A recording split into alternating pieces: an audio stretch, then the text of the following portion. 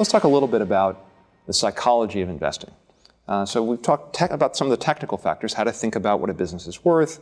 You want to buy a business at a reasonable price. You want to buy a business that's going to exist forever, that has barriers to entry, where it's going to be difficult for people to compete with you. But all of those things are important, and a lot of investors follow those principles. The problem is that when they put them into practice, and there's a panic in the world, and the stock market's heading down every day, and they're watching the value of their IRA or their investment account decline, the natural tendency is sort of to do the opposite of what makes sense. To be a successful investor, you have to be able to avoid some natural human tendencies to follow the herd. When the stock market's going down every day, your natural tendency is to want to sell.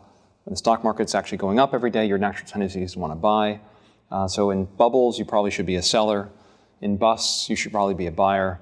And you have to have that kind of a discipline. You have to have a stomach to withstand the volatility of the stock market. Key way to have a stomach to withstand the volatility of the stock market is to be secure yourself. You've got to feel comfortable that you've got enough money in the bank that you don't need what you have invested unless for many years. That's a key factor. Number two, you have to recognize that the stock market in the short term is what we call a voting machine. It really represents the whims of people in the short term. Stock prices are affected by many things, by events going on in the world that really have nothing to do with the value of certain companies that you're investing in. So you've got to just accept the fact that what you own can go down meaningfully in value after you buy it. That doesn't necessarily mean you've made an investment mistake. It's just the nature of the volatility of the stock market. How do you get comfortable? You don't just buy a stock because you like the name of the company.